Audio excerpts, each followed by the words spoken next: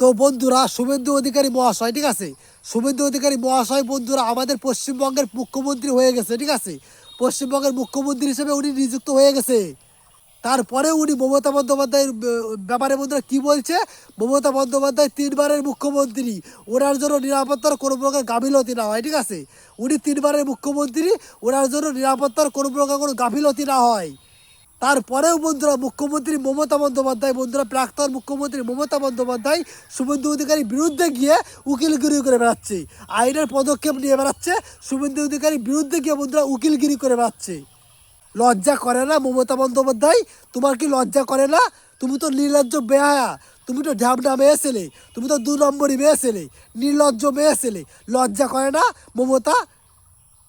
যে মানুষটা আজকে মুখ্যমন্ত্রী হয়ে যাওয়ার পরে তোমার কথা চিন্তা করছে, আজকে তুমি তার বিরুদ্ধে গিয়ে উকিলগিরি করে বেড়াচ্ছ। নির্লজ্জ বেহায়া কুলাঙ্গার মুখ্যমন্ত্রী মমতা বন্দ্যোপাধ্যায়, নির্লজ্জ মেয়ে ছেলে, 2 নম্বরই মেয়ে ছেলে।